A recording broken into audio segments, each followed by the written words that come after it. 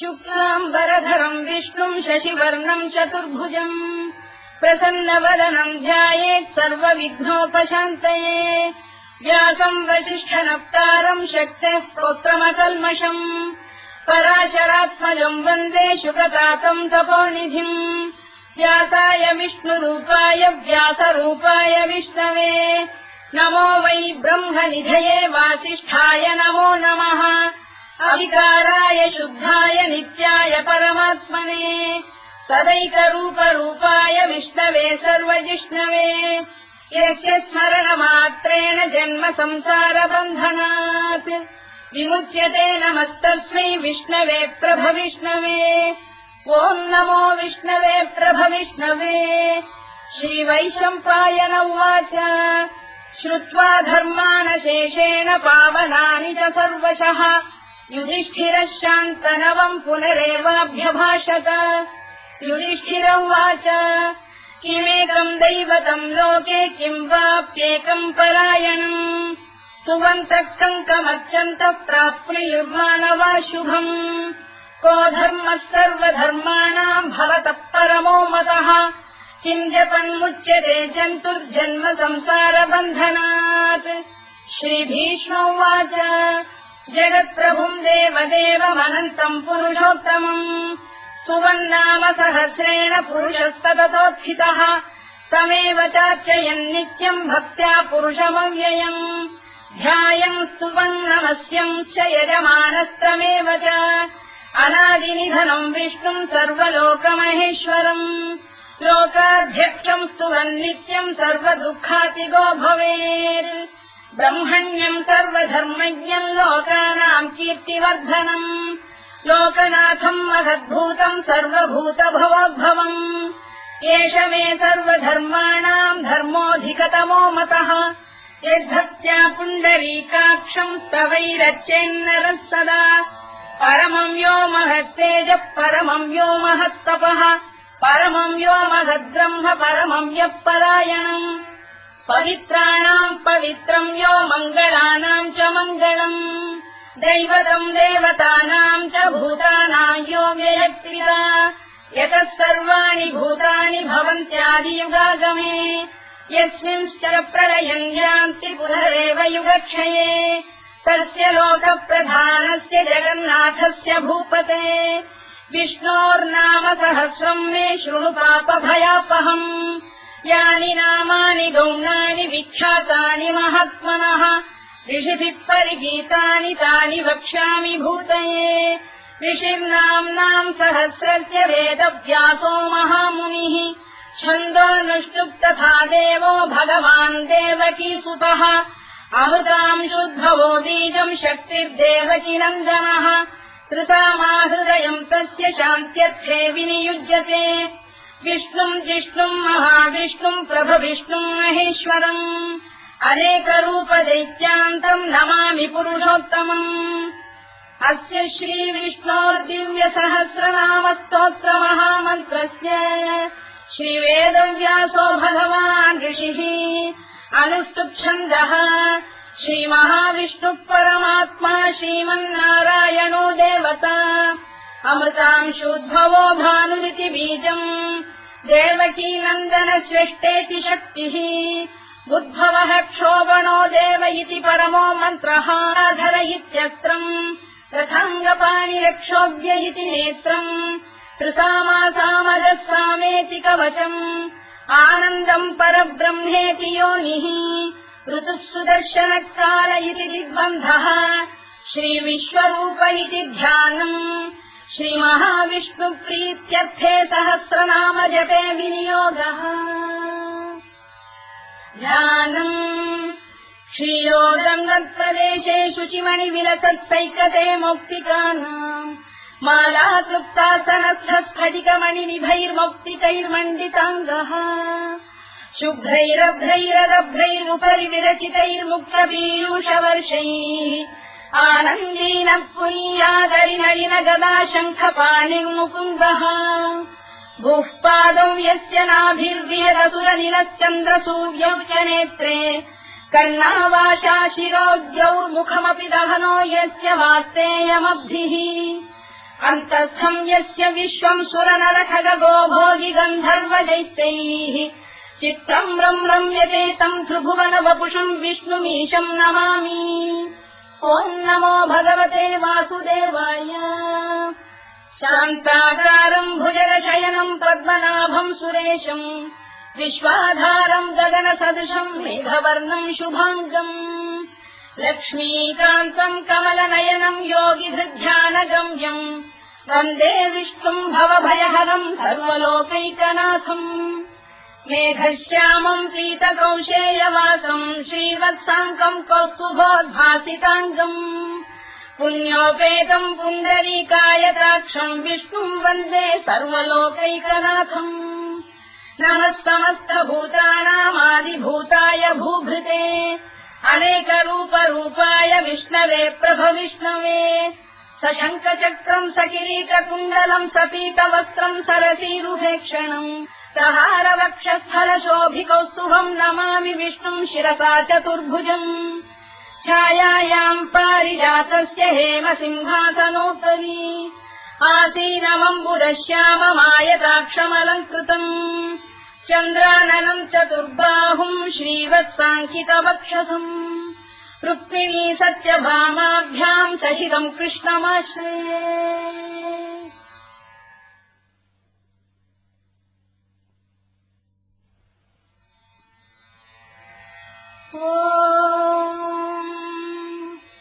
विश्वम् विष्णुर्वशत्कारो भूतभव्य भवत्प्रभुः भूतभृद्भावो भूतात्मा भूतभावनः भूतात्मा परमात्मा च मुक्तानाम् परमागतिः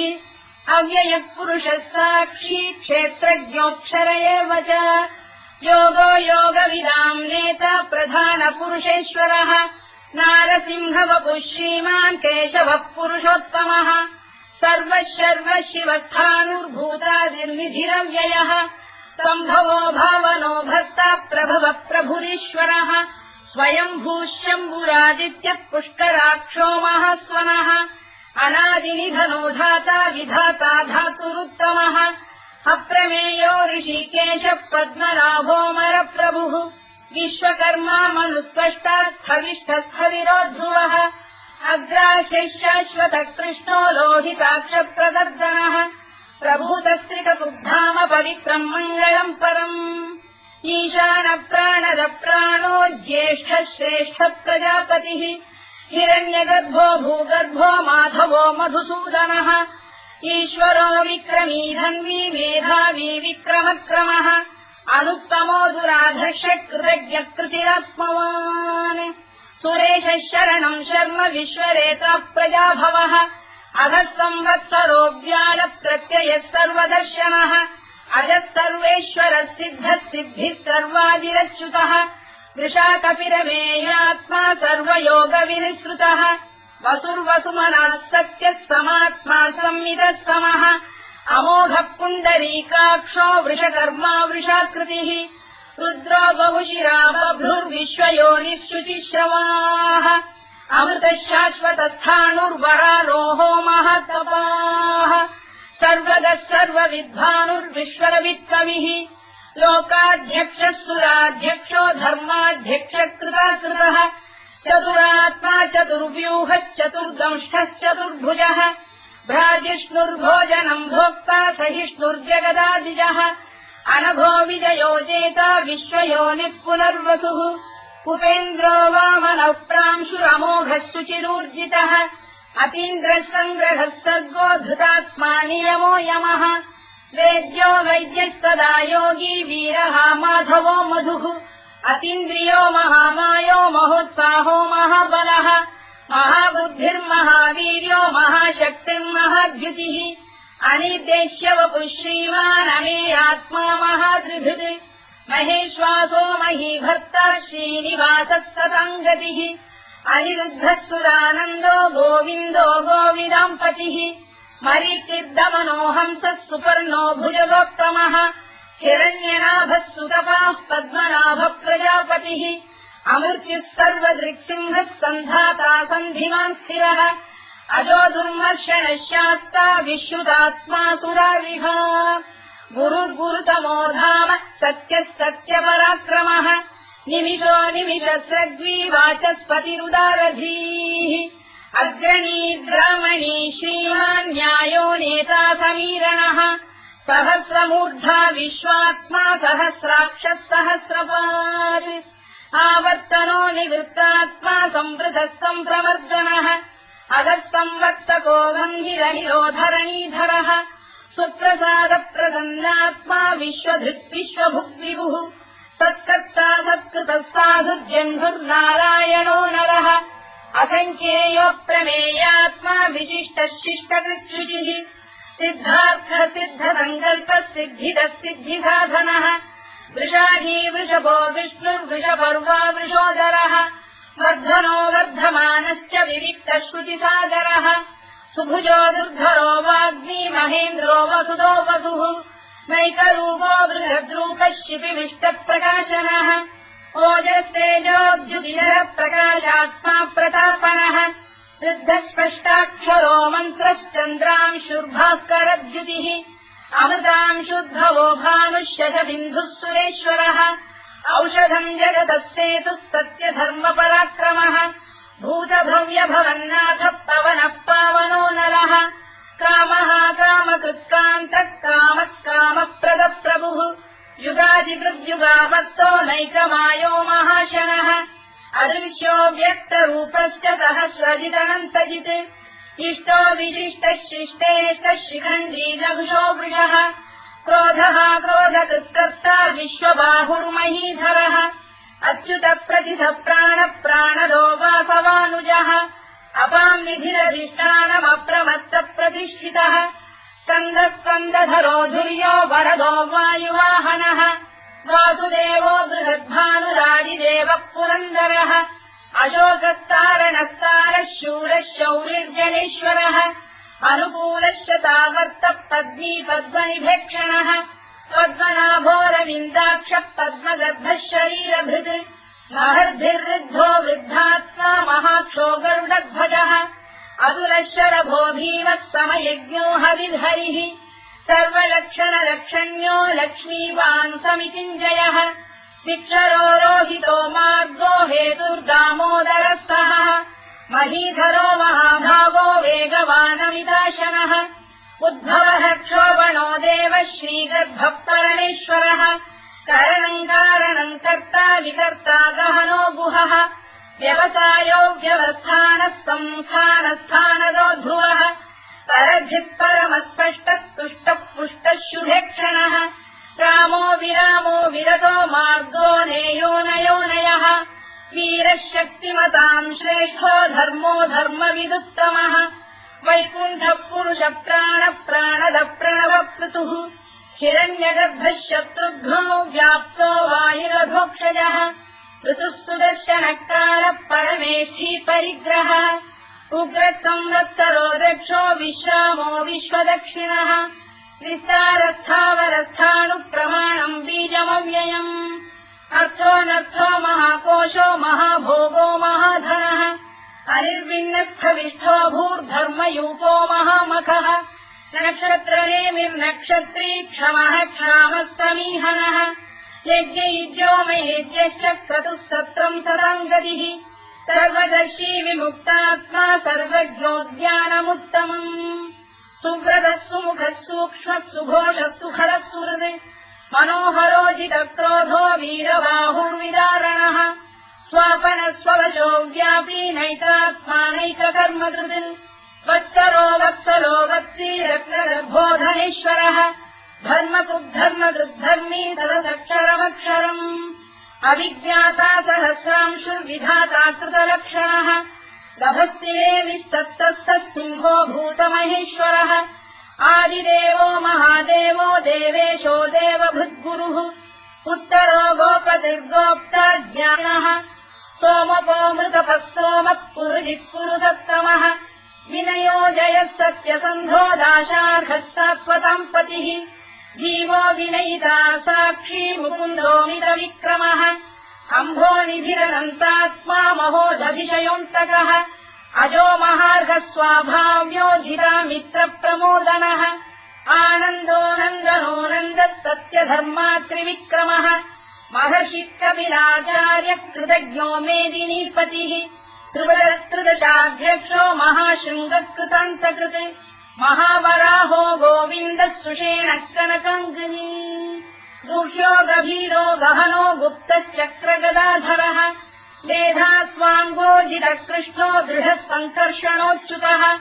वरुणो वारुणो वृक्षः पुष्कराक्षो महामनाः भगवान् बलहानन्दी वनमाली हलायुधः आदित्यो ज्योतिरादित्यः सहिष्णुर्गतिसत्तमः सुधन्वाखण्ड परशुद्धारुणोद्रविणप्रदः दिवस्कृत् सर्वदृत्यासो वाचस्पतिरयो निजः कृतामासामगस्साम निर्वाणम् भेषजम् भिषज सन्न्यासवृक्षमशान्तो निष्ठा शान्तिः परायणम् शुभाङ्गः शान्तिदश्रेष्टा कुमुदः कुवलेशयः गोहितो गोपदैर्गोप्ता वृषभाक्षो वृषप्रियः अनिवर्ती निवृत्तात्मा संक्षेप्ताक्षेमकृत् शिवः श्रीवत्सवक्षः श्रीवासः श्रीपतिः श्रीमताम्बरः श्रीधः श्रीधः श्रीनिवासः श्रीनिधिः श्रीविभावनः श्रीधर श्रीकर श्रेयः श्रीमान् लोकत्रयाश्रयः स्वक्षस्वङ्गः शतानन्दो नन्दिर्ज्योतिर्गणेश्वरः विदितात्मा विधेयात्मा तत्कीर्तिच्छिन्न संशयः उदीर्णः सर्वतश्चक्षुरनीशः शाश्वतस्थिरः भूषयो भूषणो भूतिर्विशोकः शोकनाशनः अर्चिष्मानर्चितः कुम्भो विशुद्धात्मा विशोधनः अनिरुद्धो प्रतिरथ प्रद्युम्नोमितविक्रमः कालनेमिनिहावीरः शौरिः शूरजनेश्वरः त्रिलोकात्मा त्रिलोकेशः केशवः केशिहा हरिः कामदेवः कामपालः कामी कान्तकृतागमः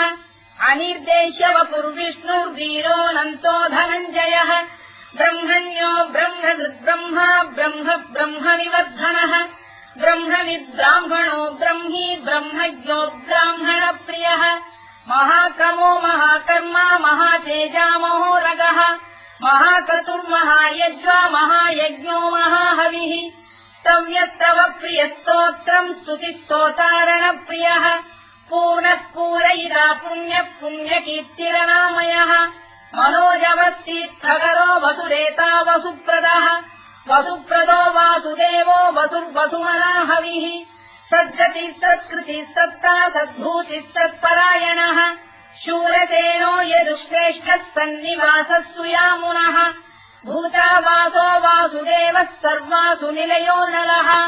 दत्तः दत्पदो दृप्तो दुर्धरोऽथापराजितः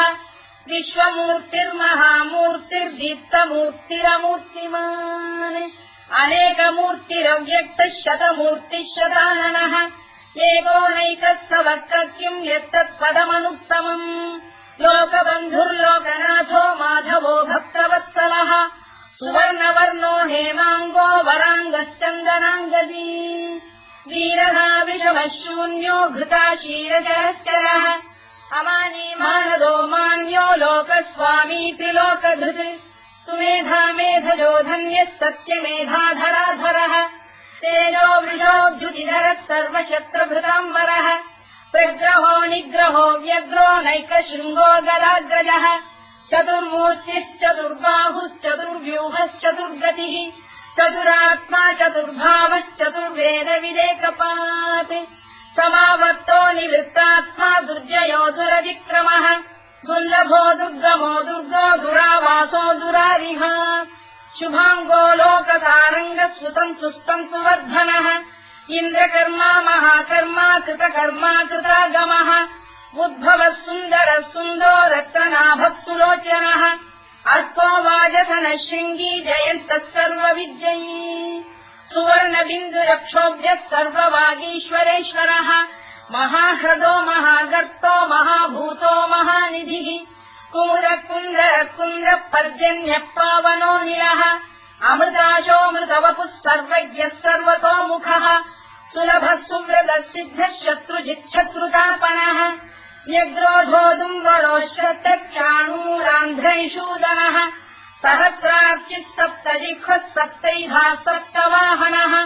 अमूर्तिरनघोचिन्त्यो भयगृद्भयनाशनः अणुबृहत्कृशस्थूलो गुणभृन्निर्गुणो महान् अधृतस्वधृतस्वास्य प्राग्वंशो वंशवर्धनः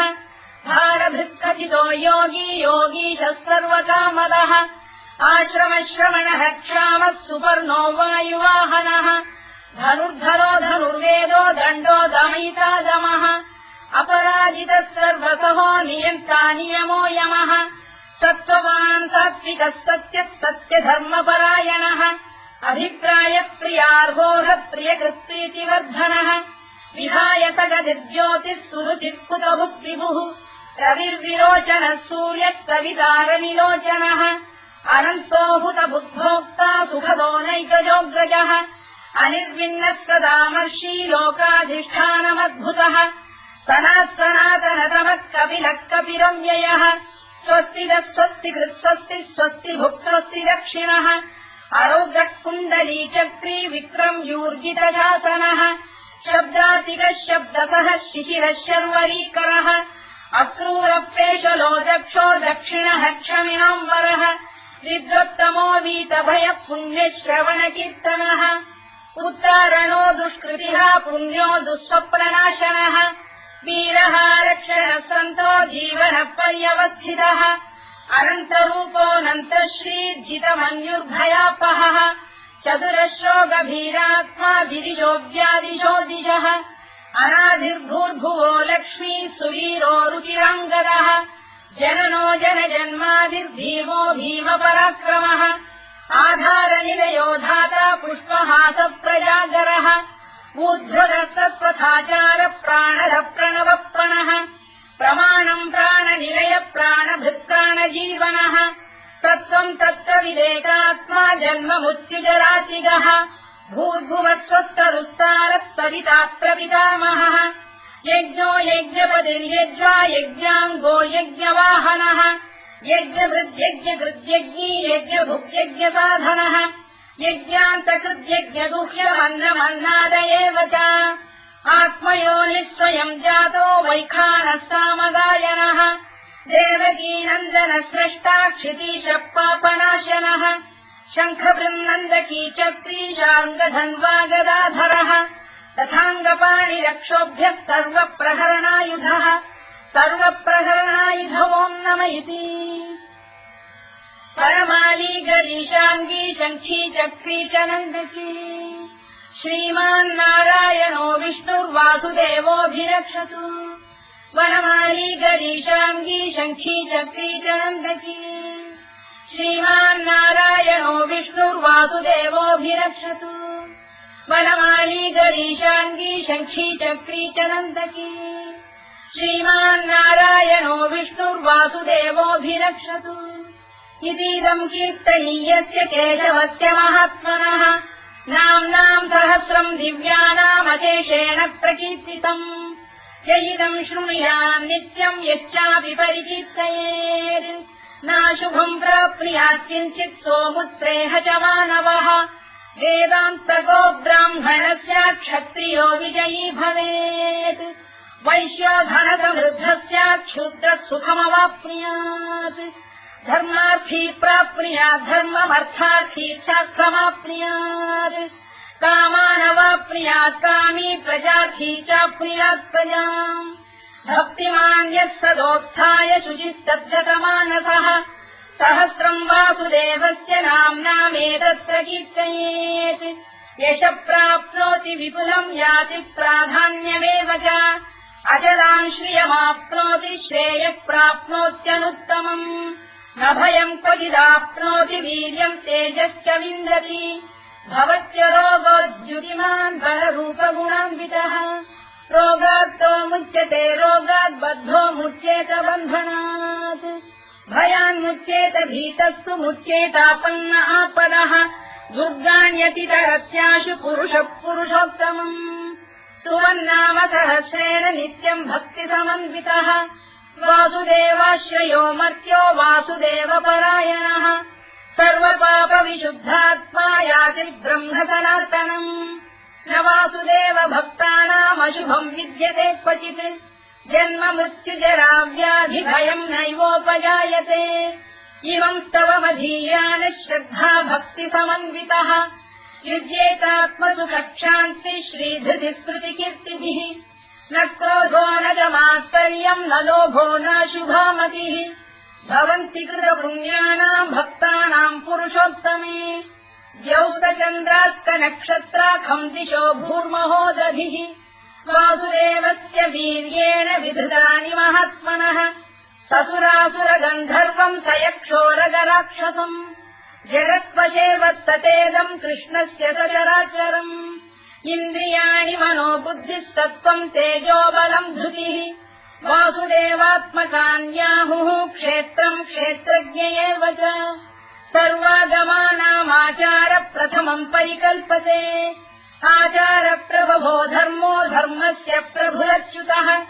ऋषयपितरो देवा महाभूतानि धातवः जङ्गमाजङ्गमम् चेदम् जगन्नारायणोद्भवम्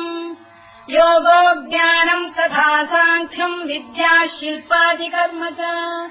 वेदाः शास्त्राणि विज्ञानमेतत् सर्वम् जनार्दनात् एको विष्णुर्महद्भूतम् पृथग्भूतान्यनेकशः त्रीन् लोकान् व्याप्य भूतात्मा भुङ्क्ते विश्वभुवव्ययः इमम् स्तवम् भगवतो विष्णो व्यासेन कीर्तितम् पठेद्य इच्छेत् पुरुषः श्रेयत् प्राप्तुम् सुखानि च विश्वेश्वरमजम् देवम् जगतः प्रभुमव्ययम् भजन्ति ये पुष्कराक्षम् न ते यान्ति पराभवम् ओन्नम इति अर्जुनोवाच पद्मपत्रविशालाक्ष पद्मनाभसुरोत्तम भक्तानामनुरक्तानाम् त्राता भव जनार्दन श्रीभगवानुवाच यो माम् नाम सहस्रेण स्तोतुमिच्छति पाण्डव सोऽहमेकेन श्लोकेन स्तुत एव न संशयोऽन्नम इति व्यासोवाच वासनाद्वासुदेवस्य वासितम् भुवनत्रयम् सर्वभूतनिवासोऽसि वासुदेव नमोऽस्तु ते वासुदेव नमोऽस्तु ओन्नम इति पार्वत्युवाच केनोपायेन लघुना विष्णोर्नाम सहस्रकम् पठ्यते पण्डितैर्नित्यम् श्रोतुमिच्छाम्यहम् प्रभो ईश्वरोवाच श्रीराम राम रामेति रमे रामे मनोरमे सहस्रनाम तत्तुल्यम् राम नाम वरानने श्रीराम राम रामेति रमे रामे मनोरमे सहस्रनाम तत्तुल्यम् राम नाम वरानने श्रीराम राम रामेति रमे रामे मनोरमे सहस्रनाम तत्तुल्यम् राम नाम वरानने राम नाम वराननमोन्नम इति ब्रह्मोवाच नमोऽस्त्वनन्ताय सहस्रमूर्तये सहस्रपादाक्षि शिरोरुबाहवे सहस्रनाम्ने पुरुषाय शाश्वते सहस्रकोटियुगधारिणे नमः सहस्रकोटियुगधारिणे नमोऽन्नम इति सञ्जय उवाच यत्र योगेश्वर कृष्णो यत्र पार्थो धनुर्धरः तत्र श्रीविजयो भूतिर्ध्रुवानीतिर्मतिर्मम श्रीभगवानुवाच अनन्याश्चिन्तयन्तो मां ये जनाः पर्युपासते तेषाम् नित्याभियुक्तानाम् योगक्षेमम् वहाम्यहम् परित्राणाय साधूनाम् विनाशाय च दुष्कृताम् धर्म संस्थापनार्थाय सम्भवामि युगे युगे आर्ता विषण्णाः शिथिलाश्च भीता घोरेषु च व्याधिषु वर्तमानाः